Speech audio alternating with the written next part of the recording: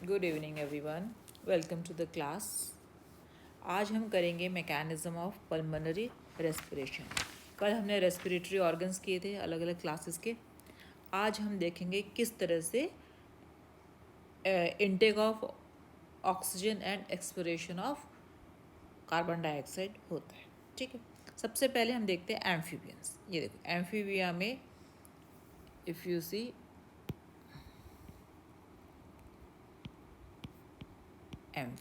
amphibia, right? Now here you see that ये frog का head है। यहाँ पर आप देखोगे कि दिस इज अपर जॉ, ठीक है, and this is lower jaw. ये लोअर जॉ है, ठीक है। और ये जो स्ट्रक्चर दिखाई दे रहा है, दिस इज नथिंग बट टंग, ठीक है। अब क्या होता है कि जैसे जब तुम्हें फिजियोलॉजी इसकी जब एनाटमी कराई थी, इवन स्केलेटल सिस्टम जब हमने किया था, तो ये जो अपर जो है ना फ्रॉग का, इस तरह से,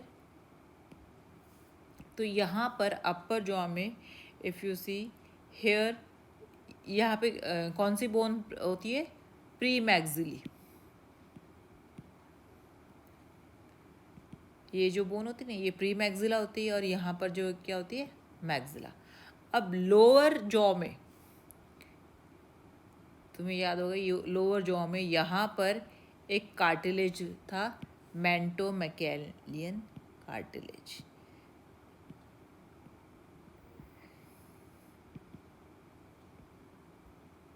ठीक है, इसके अलावा तो यहाँ पर जो है इसके अलावा you can see there are two sets of muscles. ये मसल्स दिखाई दे रही ना, ये जो मसल्स हैं अपर मसल्स, इनको कहते हैं पेट्रोहायल मसल्स। और ये कहाँ से ओरिजिन कर रही है? ये यहाँ पर यहाँ पे इनका जो एक you can say auditory capsules present होती है यहाँ पे, और बोन का नाम है प्री ओटिक बोन। तो प्री ओटिक बोन से कुछ मसल्स जो हैं if you see they are arising, और ये मैंडिबल के साथ ज्वाइन कर रही हैं, यानी कि लोअर जॉ के साथ ज्वाइन कर रही हैं, और ये फैन लाइक है। देखो, ओरिजिन तो इनका इतना मामूली सा, फिर बाद में ये इस तरह से फैल जाती है, correct. Then apart from this if you see there is another set of muscles, ये दिखाई दे रही है, ये भी फैन लाइक मसल्स हैं। ये मैंडिबल से यानी कि लोअर जॉ से कहाँ जा रही हैं? पेक्टोरल गर्डल, यानी कि शोल्डर के शोल्डर को फिर जो स्कैप्युला बोन होती है या कोरेकाइड बोन होती है, उन क्लेविकल बोन होती है, उनसे अटैच करती है। ठीक है, इतना समझ में है? तो ये जो मसल्स थी और ये जो डिफरेंट ऑर्गन्स थे, because they all are involve in respiration. Now सबसे पहले क्या होता है कि ओके हेयर ऑल, अच्छा यहाँ पे मैं दिखाती हूँ। ये जो है ये लंग है, ठीक है, एक सिंगल लंग दिखाई दे रहा है, पेड़ दिखाई, और यहाँ पे की जो ओपनिंग है उसको क्या बोलते हैं? We call it as glottis, correct. Now you see this position. इस पोजिशन में क्या होता है कि सबसे पहले ये वाली मसल्स कॉन्ट्रैक्ट करती है। कौन सी? These muscles known as sternohyoid muscles. ये जब मसल्स कॉन्ट्रैक्ट करेंगी तो क्या होगा कि जो बक्कल कैविटी है वो लोअर हो जाएगी। अब जैसे स्ट्रेट है ना, बट जैसे कॉन्ट्रैक्ट करेंगे तो बक्कल कैविटी इस तरह नीचे की तरफ, बिकॉज ये मसल्स उसको नीचे की तरफ पुल करती हैं। तो व्हाट हैपेंस इज, ये देखो बक्कल का, because of the contraction of sternohyoid muscles, sternohyoid muscles है ना, स्टर्नोहायल मसल्स के कॉन्ट्रैक्ट होने से क्या होता है कि ये जो है बक्कल कैविटी जो है ये इंक्रीज होगी, ठीक है। और ये जो है यहाँ पर क्या था? प्री मैक्सिला था, और यहाँ पे मेंटोमैकेलियन कार्टिलेज था, ठीक है ना। तो hair if you see that because ये दोनों अपर जॉ और lower jaw closely placed and tightly packed हैं, तो एक्सटर्नल नेर्व्स जो है वो ओपन है, ठीक है। Now what happens is that, और यहाँ पर ग्लॉटिस जो है क्लोज्ड है। तो जैसे ही बक्कल कैविटी इंक्रीज की वॉल्यूम इंक्रीज हुई, तो यहाँ पर क्या हुआ? नेगेटिव प्रेशर जनरेट हुआ। जैसे ही बक्कल कैविटी का एरिया बढ़ा, नेगेटिव प्रेशर जनरेट हुआ। उससे क्या हुआ कि एक्सटर्नल नेरिस से एयर जो है फ्रीली जो है, ये नेज़ल चैम्बर है, नेज़ल चैम्बर से ये बक्कल कैविटी में एयर जो है वो आ गई, this process is known as aspiration. ठीक है, नाउ अब क्या है, ऑलरेडी बक्कल कैविटी के अंदर ऑलरेडी जो है कुछ एयर, और रेदर यू कैन से foul air was already present. Foul air का मतलब क्या है, तुम्हें पता है ना कि बक्कोफेरेंजियल रेस्पिरेशन भी होता है फ्रॉग्स में। तो उससे क्या होता है कि जो कार्बन डाइऑक्साइड रिलीज होती है वो यहाँ पर कुछ यानी कि बक्कोफेरेंजियल कैविटी पर जो म्यूकस मेम्ब्रेन होती है वो ऑक्सीजन ले लेती है और कार्बन डाइऑक्साइड रिलीज करती है। यानी कि ऑलरेडी एक फाउलर प्रेजेंट थी, उसमें आगे ऑक्सीजन और मिक्सअप हो गई। ठीक है, so this is what happens in aspiration. Okay, now what happens is that in the next step if you see, अब क्या होता है फिर से, अब जो मसल्स हैं ये वाली मसल्स यानी कि कौन सी, पेट्रोहाइल मसल्स, ये मसल्स कॉन्ट्रैक्ट करेंगी। ये मसल्स जब कॉन्ट्रैक्ट करेंगी तो ये आप देखो जो बक्कल कैविटी है ये रिड्यूस होगी। पहले उसमें ऐसे नीचे की तरफ थी ना, अब ये बक्कल कैविटी जो है रिड्यूस होगी। अब रिड्यूस होने से क्या हुआ कि प्लस ये जो एक्सटर्नल नेरिस है ये क्लोज हो गई, क्योंकि ये जो यहाँ पे जो मेंटोमेकेलियन कार्टिलेज था ना, इसने प्री मैक्सिला बोन को पुश कर दिया। जैसे ही पुश किया तो ये एक्सटर्नल नेरिस जो है क्लोज हो गया। अब उससे थर्ड फैक्टर कि ये जो आइज़ है ना ये भी रिट्रैक्ट होगी। रिट्रैक्ट मतलब अगर यूजुअली अगर हम देखें तो ये जो आइज़ जो है फ्रॉग की इस तरह बाहर की तरफ रहती हैं। ठीक है, जब ये आइज़ रिट्रैक्ट हो जाती हैं तो ये आइज़ भी इस तरह से बकल कैविटी में इस तरह से प्रोट्रूड आउट हो जाती है बकल कैविटी के अंदर। यानी कि 3 स्टेप्स टुक प्लेस। फर्स्ट जो है due to the contraction of petrohyal muscles, buccal cavity की वॉल्यूम कम हुई। ठीक है, दूसरा एक्सटर्नल नेरिस क्लोज हो गया। तीसरा जो है आई बॉल्स जो है वो रिट्रैक्ट कर गए। अब इन सब 3 कारणों के कारण क्या हुआ कि जो एरिया है या वॉल्यूम है बक्कल कैविटी की वो जो है वो डिक्रीज हो गई। आगे समझ में, इन तीनों रीजंस के कारण जो वॉल्यूम जो वो कम हो गया। कम होने से क्या हुआ, एयर का प्रेशर जो है वो बढ़ गया। जब एयर का प्रेशर बढ़ गया तो केवल एक ही एरिया था वीकन एरिया, वो था यहाँ पे ग्लॉटिस। ग्लॉटिस को जो है ओपन होना पड़ा और एयर जो है वो सीधी जो है रश इन करी किसमें, लंग्स के अंदर। ये लंग्स है। ठीक है, इस प्रोसेस को बोलते हैं इंस्पिरेशन। ठीक है, यानी कि पहले जब बक्कल कैविटी में एयर आई उसको हमने एस्पिरेशन बोला, और जब लंग में एयर आई हमने भी कॉल्ड इट एज इंस्पिरेशन। ठीक है, अब तुम्हें पता है लंग्स के अंदर एल्वियोलाई है और एल्वियोलाई में से कार्बन डाइऑक्साइड कैपिलरी, एल्वियोलाई से ऑक्सीजन जो है कैपिलरीज में चलेगी और कैपिलरी से कार्बन डाइऑक्साइड जो है एल्वियोलाई में आएगा, यानी exchange of air took place. ठीक है, but one thing I would like to mention कि पहले जो है देखो फ्रेश एयर अंदर आई और यहाँ पे फाउल एयर मिक्स हो गई। उसके बाद ये मिक्सचर जो है फिर किस में गया, लंग्स में गया। लंग्स में भी ऑलरेडी जो कार्बन डाइऑक्साइड पहले से एक्यूमुलेटेड थी वो भी थी, प्लस कुछ जो मिक्सड एयर वो और आ गई अंदर। तो यानी कि अब जो एयर पहले फ्रेश थी वो इतनी फ्रेश नहीं थी लंग आने तक। ठीक है, after that what happened, just see, फिर से जो स्टर्नोहाइल मसल्स है वो कॉन्ट्रैक्ट हुई। ठीक है, स्टर्नोहाइल मसल्स कॉन्ट्रैक्ट होने से क्या हुआ कि जो बक्कल कैविटी है वो इंक्रीज हुई। बक्कल कैविटी के इंक्रीज होने से क्या हुआ कि ये यहाँ पर जो है बक्कल कैविटी में नेगेटिव प्रेशर जनरेट हुआ और एक्सटर्नल नेरिस जो है ऑलरेडी क्लोज्ड है। तो उससे क्या हुआ कि लंग्स की जो एयर है वो एयर, क्योंकि यहाँ पे अब प्रेशर ज़्यादा है, यहाँ पे प्रेशर कम है, लंग्स की एयर जो है वो ग्लॉटिस से होती हुई बक्कल कैविटी में एंटर कर गई। ठीक है, आफ्टर दैट क्या हुआ कि glottis in the next step what happens is, देखो ग्लॉटिस जो है वो क्लोज हो गया। ठीक है, अब ग्लॉटिस के क्लोज होने से क्या हुआ कि फिर से जो है स्टर्नोहाल मसल्स ने पेट्रोहाल मसल्स ने कॉन्ट्रैक्ट किया, थ्रोट फिर से रेज हो गया सॉरी, जैसे बक्कल कैविटी रेज हुई यहाँ पर प्रेशर बढ़ गया, और वो प्रेशर जो है लूजन कैसे हुआ, वो प्रेशर लूजन ऐसे हुआ जब यहाँ पर जो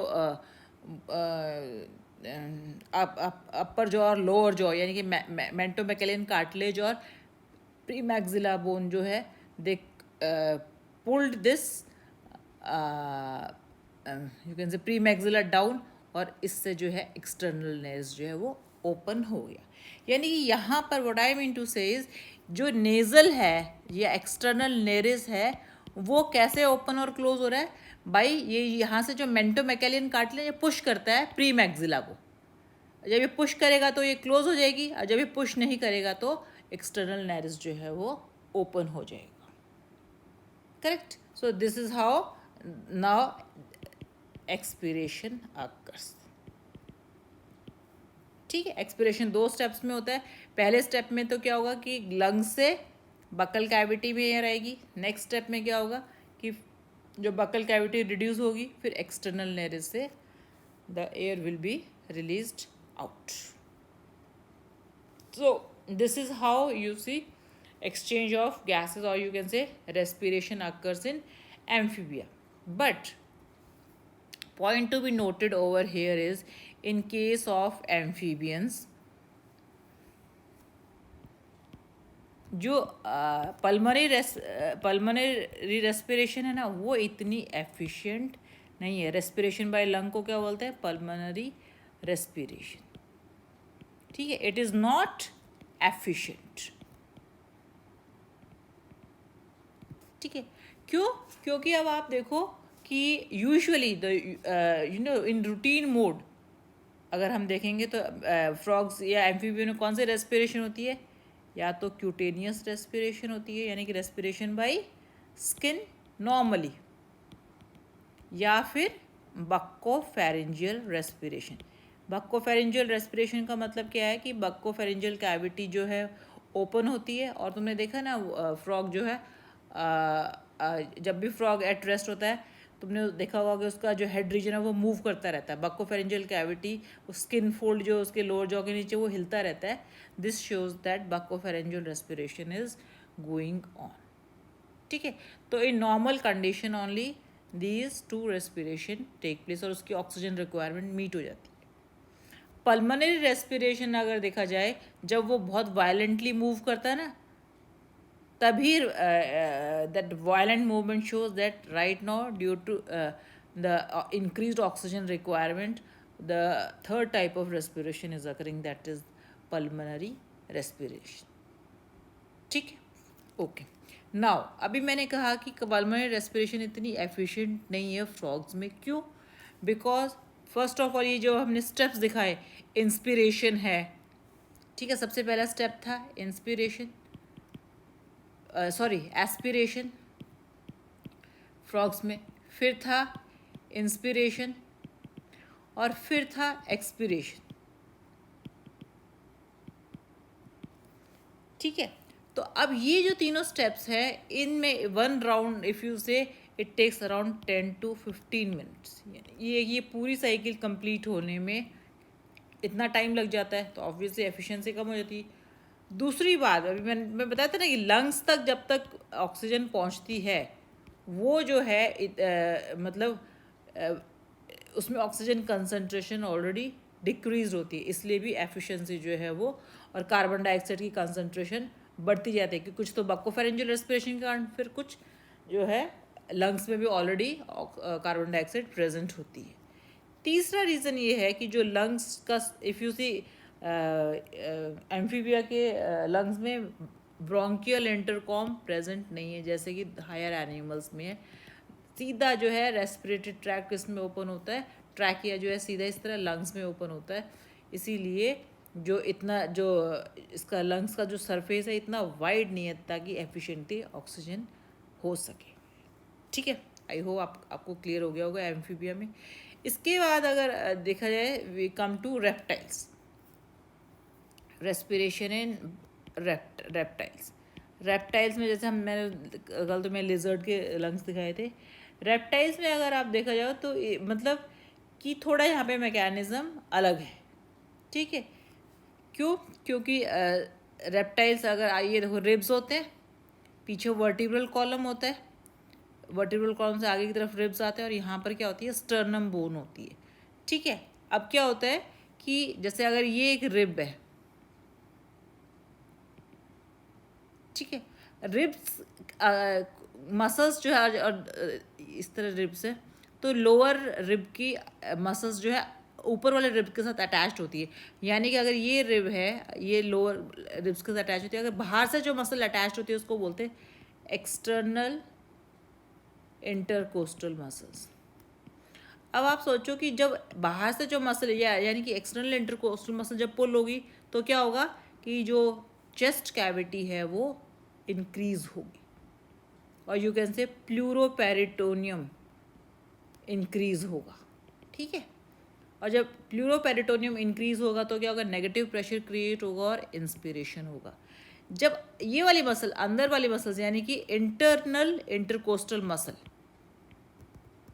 जब इंटरनल इंटरकोस्टल मसल कॉन्ट्रैक्ट करेगी तो प्लूरोपेरिटोनियम क्या होगा, वो जो है डिक्रीज होगा, और डिक्रीज होने से क्या होगा कि प्रेशर जो है चेस्ट में बढ़ेगा, यानी कि लंग्स में बढ़ेगा, and the air will be expelled out. तो इतना सिंपल सा प्रोसेस है रेप्टाइल्स में, ज़्यादा कॉम्प्लिकेशंस नहीं है, क्योंकि यहाँ पर भी ब्रोंकियल इंटरकॉम जो है इतना वेल डेवलप्ड नहीं है, ठीक है। तो simple method exchange of gases take place, inspiration है और एक्सपिरेशन, दैट्स ऑल।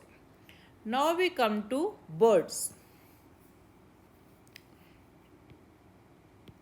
बर्ड्स में देखो दो कंडीशन है, एक तो बर्ड जो है एट रेस्ट है, ठीक है, दूसरा जो है इफ़ यू सी बर्ड जो फ्लाइट करी है, यानी कि हमें जो है रेस्पिरेशन जो है एट रेस्ट यानी कि रेस्टिंग कंडीशन में और फ्लाइंग कंडीशन में, और ये ड्यूरिंग फ्लाइट हमने इसकी पोजीशन देखनी। तो पहले हम देखते हैं बर्ड्स में एट रेस्ट, ठीक है। जब बर्ड रेस्ट कर रही होती है तो क्या होता है, देखो मैं एक चीज़ और दिखाऊँ, ये देखो, आप देखोगे कि यहाँ पर can you see all these bones, और ये रिब केज है, ठीक है ना, तो ये सब इन्होंने इनक्लोज कर रखा है लंग्स को, ठीक है। अब रेस्टिंग कंडीशन में क्या होगा, कैन यू सी ये स्टर्नम है, ठीक है। जब रेस्टिंग कंडीशन में क्या होगा कि स्टर्नम जो है लोअर हो जाता है नीचे की तरफ, lowering of sternum occur,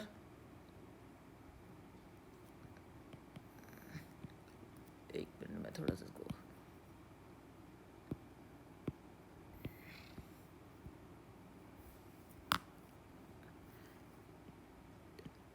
at lowering of sternum when the bird is at rest, उस कंडीशन में lowering of sternum होगा।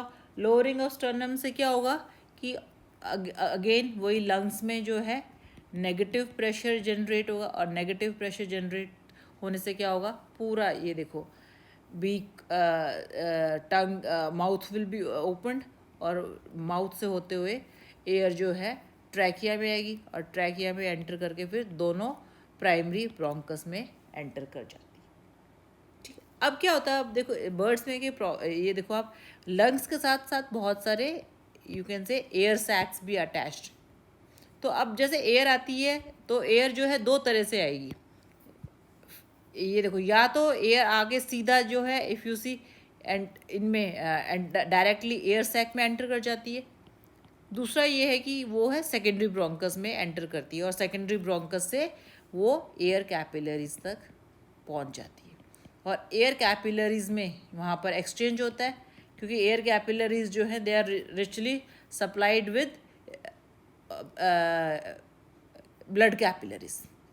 तो एयर कैपिलरीज और ब्लड कैपिलरीज में ऑक्सीजन और कार्बन डाइऑक्साइड का एक्सचेंज होता है, और जो है oxygen is given to the blood capillaries, और यहाँ से कार्बन डाइऑक्साइड जो है एयर कैपिलरीज में आ जाती है, ओके ना। अब क्या होता है, ये तो है यू नो इंस्पिरेशन, इस प्रोसेस को हम बोलेंगे इंस्पिरेशन,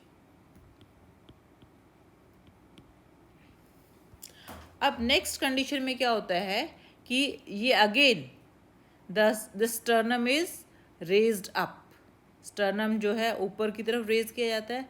जब ऊपर की तरफ रेज होगा तो ऑब्वियसली लंग्स की वॉल्यूम जो है वो डिक्रीज हो जाएगी और जो है प्रेशर जो है हाई प्रेशर क्रिएट हो जाएगा, और हाई प्रेशर क्रिएट होकर क्या होगा, एक्सपिरेशन विल टेक प्लेस।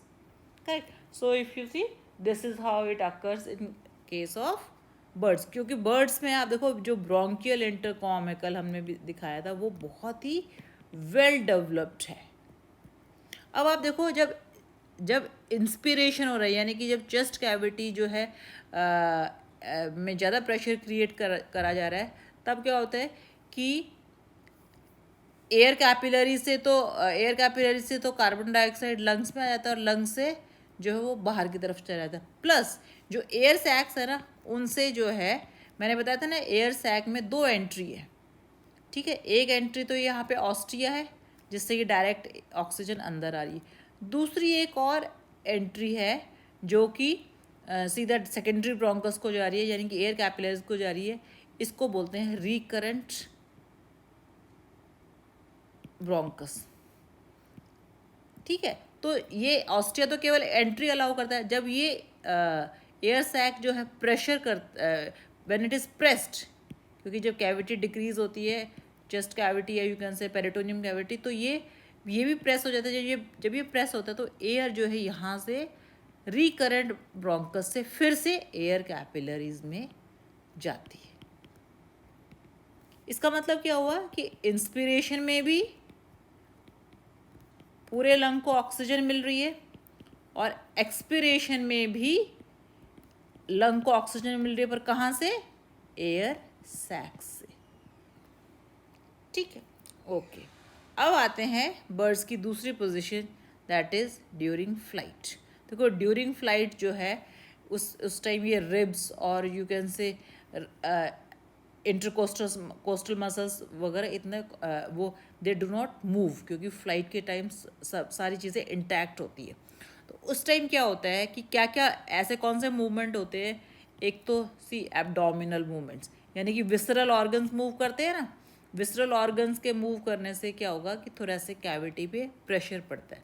दूसरा, जब विंग्स मूव करते हैं ना, तो विंग्स के अंदर क्या है, ह्यूमरस बोन है, कल दिखाया था ना, और ह्यूमरस बोन के अंदर क्या है, एयर सैक है। ठीक है, यानी कि जो पेक्टोरल यू कैन से मसल्स हैं, वो यानी कि पेक्टोरल यानी कि शोल्डर मसल्स, वो मूव करती है, और उनके मूव करने से जो है, if you see this lung volume is, or you can say chest cavity is increased or decreased. ठीक है, और इसी तरह से जब लंग की वॉल्यूम में जब नेगेटिव प्रेशर क्रिएट होगा तो इंस्पिरेशन होगी, और जब पॉजिटिव यानी जब प्रेशर उसमें बढ़ जाएगा तो एक्सपिरेशन होगी। ठीक है, यहाँ पर फ्लाइट के टाइम जो इंटरकोस्टल मसल्स हैं और वो they do not move at all. ठीक है, दिस वॉज अबाउट बर्ड्स। अब हम आते हैं मैमल्स में।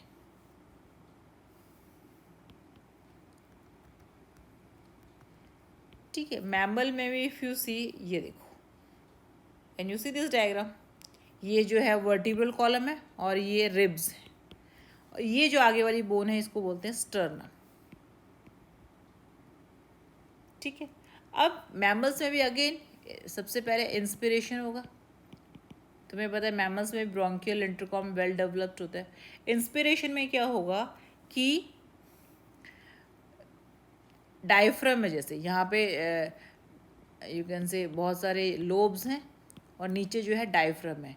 डायफ्राम जो है नीचे पीछे वर्टिब्रल कॉलम से भी जुड़ा हुआ है, और ये diaphragm has muscles attached with the ribs also. तो यानी कि जो मसल्स ऑफ डायफ्राम उनको कहते हैं फ्रेनिक मसल्स। ठीक है, जब ये फ्रेनिक मसल्स कॉन्ट्रैक्ट करती हैं तो क्या होगा, ये डायफ्राम स्ट्रेट हो जाता है। जब डायफ्राम स्ट्रेट हो जाता है तो जो पेरिटोनियम है वो इंक्रीज हो जाता है। पैराइटल पेरिटोनियम जो है वो इंक्रीज़ हो जाता है, और इंक्रीज़ होने से क्या होगा कि नेगेटिव प्रेशर जनरेट होता है। ठीक है, दूसरा यहाँ पर आप देखो ये मसल्स जो है इंटरनल इंटरकोस्टल और एक्सटर्नल इंटरकोस्टल मसल्स। तो जो एक्सटर्नल इंटरकोस्टल मसल्स हैं जैसे रिब्स हैं, और रिब्स को अगर यहाँ से कोई पुल करेगा तो ये आगे की तरफ बढ़ेगा ना रिब, यानी कि एक्सटर्नल इंटरकोस्टल मसल्स जब कॉन्ट्रैक्ट करती हैं, एक्सटर्नल इंटरकोस्टल मसल्स जब ये कॉन्ट्रैक्ट करती हैं तो क्या होगा, आई एम सॉरी एकदम फिर से लिखती मैं, external intercostal muscles when they contract तो क्या होगा, अगेन पेरिटोनियम विल इंक्रीज, क्योंकि स्पेस मिल जाती है ना। तो इधर से क्या हुआ कि डायफ्राम फ्लैटन हो जाता है, ठीक है ना, और एक्सटर्नल इंटरकोस्टल मसल्स के कॉन्ट्रैक्ट करने से क्या होगा, स्टर्नम, ये जो है स्टर्नम भी नीचे की तरफ आ जाता है।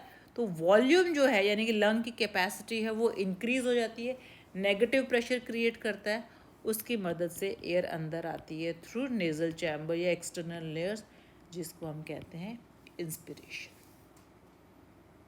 ठीक है, अब क्या होता है कि इंस्पिरेशन हो गया, एल्वियोलाई में एक्सचेंज ऑफ गैसेस हो गया, now the lung is filled up with carbon dioxide. ठीक है, मैमल्स में जो एक्सपिरेशन होता है ना वो पैसिव होता है।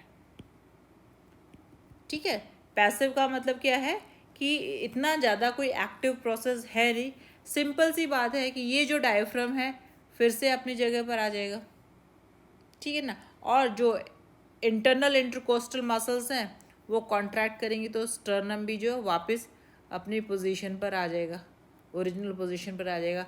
अब उससे क्या होगा, ऑब्वियसली जो जितने भी लंग्स के अंदर जो भी कार्बन डाइऑक्साइड जमा हुई वो कैपेसिटी डिक्रीज होने say that will be thrown out through नेयर्स और नोज। ठीक है ना, पूरा इंटरकॉम, तुम्हें पता ना कि ये ट्रैकिया था, फिर ये प्राइमरी ब्रोंकस था, फिर सेकेंडरी ब्रोंकस, फिर टर्शरी ब्रोंकस, फिर ब्रोंक्यूल्स। ठीक है ना, इस तरह जो है कितना सब पूरा नेटवर्क था। तो ये कार्बन डाइऑक्साइड इसी नेटवर्क को फॉलो करती हुई ट्रैकिया से external nasal chamber, internal nasal chamber, nose के through it will be given out. ठीक है, so this is what happens in mammals, correct. अच्छा, एक चीज़ और मैं बता दूँ, कई बार एक क्वेश्चन अलग से एयर सैक्स पर आ जाता है। ठीक है, तो तुम जब एयर सैक्स पे अगर कोई क्वेश्चन आता है तो तुम जो है, हमने हालांकि ऑलरेडी कल बहुत डिटेल में हमने कर लिया था एयर सैक्स। ठीक है, ये तो मैंने तुम्हें बता दिया था अलग, अगर मैं तुम्हें कल वाला डायग्राम भी दिखाऊं, सो इफ़ यू रिमेंबर, ये देखो किया था। और मैंने ये भी बताया था कि एयर सैक्स जो है बर्ड्स के अलावा कैमिलियन में भी प्रेजेंट है। ये देखो, ये कैमिलियन है, ये देखो, अदरवाइज और किसी एनिमल में प्रेजेंट नहीं है। तो इस पे अलग से क्वेश्चन आया था, तो तुम क्या करोगे कि एक तो एयर सैक्स की पोजीशन बताओगे। देखिए देखो सबसे पहले अगर आप देखो तो ये है क्लेविकुलर एयर सैक, ये दिखाई दे रहा है क्लेविकुलर एयर सैक, जो कि अनपेयर्ड है। This is the only air sac which is unpaired. इसमें भी आप देखो it has got 2 branches, clavicular air sac and extra clavicular air sac, ये ह्यूमरल एयर सैक है। ठीक है, और इस तरह से फिर सर्वाइकल एयर सैक, ये देखो पेयर्ड है, जो कि नेक के ट्रैके के दोनों तरफ नेक में लोकेटेड है इसका मेजर पोर्शन, और लोअर पोर्शन जो देखो आप लंग्स के पास है। ठीक है, देन एक एंटीरियर थोरेसिक एयर सैक है, फिर पोस्टीरियर थोरेसिक एयर सैक है, देन एब्डोमिनल एयर सैक है जो कि पेयर्ड है। ठीक है, now what is the function of, ये तुम्हें जरूर लिखना पड़ेगा कि फंक्शन क्या है एयर सैक्स का। ठीक है, तो एयर सैक्स की प्रेजेंस से, मैंने अभी थोड़ी देर पहले तुम्हें बताया था, चाहे इंस्पिरेशन हो या एक्सपिरेशन हो, बर्ड्स को लगातार ऑक्सीजन की सप्लाई मिलती रहती है दोनों में। ये केवल एक ऐसा एग्जाम्पल है बर्ड्स जो है सभी कॉर्डेट्स में, एव्स में, जहाँ पर ऑक्सीजन की सप्लाई इंस्पिरेशन और एक्सपिरेशन दोनों प्रोसेस में मिलती रहती है। ठीक है, दूसरा इफ़ यू सी कि एयर सैक्स से क्या होगा कि बॉयंसी, तुम्हें पता है ना बॉयंसी एक साइंस का टर्म है, बॉयंसी मिलती है यानी कि अपवर्ड थ्रस्ट मिलता है बॉडी को फ्लाई करने के लिए। ठीक है। तीसरा, एयर सैक्स जो है टेम्परेचर रेगुलेशन में भी हेल्प करते। कैसे हेल्प करते कि एयर सैक्स जो है उसका जो इनर सरफेस है वहाँ से एवेपोरेशन होके बॉडी का इंटरनल एवेपोरेशन होता है और cooling down of the body होता है। ठीक है।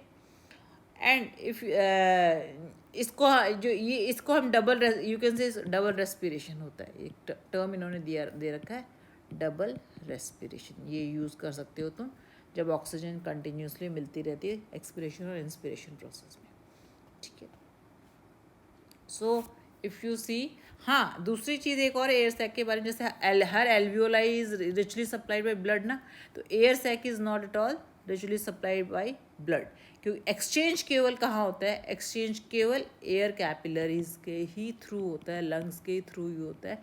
एयर सैक्स जो केवल एक तरह से स्टोरेज हाउस है of oxygen. Correct. This is all for today. I think it is clear to you.